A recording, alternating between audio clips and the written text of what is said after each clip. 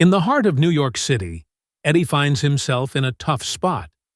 His delivery van is stuck at the mechanic's shop, and even after offering all the cash he has, his rent money, it's not enough to get it back. As he argues with the mechanic, he ignores a call from his daughter, Sarah. Desperate, he explains that the van is not just his work vehicle, but also how he picks up his daughter. Still, the mechanic refuses to release it. Soon after, Eddie's ex angrily calls, furious that he left Sarah waiting at school. She accuses him of always putting her last and hangs up. Frustrated and broke, Eddie notices a worker's wallet left unattended on the counter. He provokes the guy into a scuffle, and during the distraction, he quietly swipes the wallet. But when he checks inside, only a small amount of cash. Out on the street, Eddie roams, checking parked cars for any that are unlocked. None are. One car has a barking dog that scares him at first, but then he befriends it and even gives it some water. He tries calling friends for help, asking for money, but no one steps up. He buys a couple of scratch-off lottery tickets hoping for luck, but all of them are losers. This time, when Sarah calls again, Eddie picks up. She's upset that he left her again, but ends the call saying she still loves him. Just after, Eddie notices a fancy SUV parked in a quiet lot. He checks the door. It opens. He climbs inside and begins rummaging for valuables. Only a pair of sunglasses. When a pedestrian walks past, Eddie covers his face. Finding nothing useful, he tries to leave, and realizes he's trapped inside. The door locked automatically. Panic sets in. He pulls on the handles, tries to open windows. Nothing. A tablet on the dashboard lights up, showing an incoming call from someone labeled, "Answer me." He ignores it. Unknown to Eddie, a hidden camera in the car is watching his every move. He finds a tire iron and tries smashing the windows, but they won't break. He attempts to dismantle the door, but cuts his hand on metal. He checks his phone. No signal. Finally, he answers the call. The voice on the other end is William, the car's owner. Eddie threatens him, but William only laughs and triggers an electric shock through the seat. William reveals he installed a full security system after his car was broken into several times with no police help. In desperation, Eddie pulls a gun and fires at the window, but the bullet ricochets and hits him in the leg.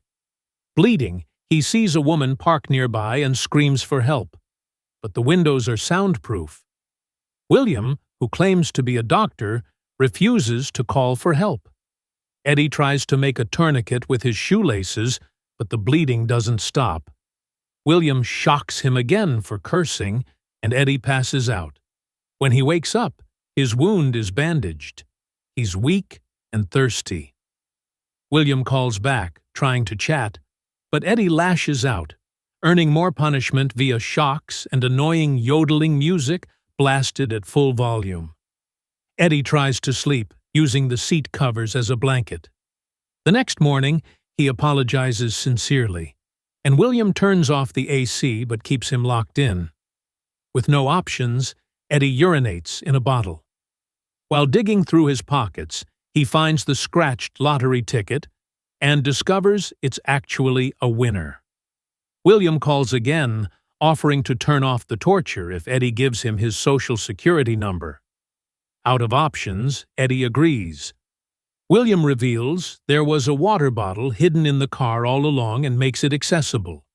Later, Eddie finds a button hidden in the glove box. He tries to press it with his arm, but fails.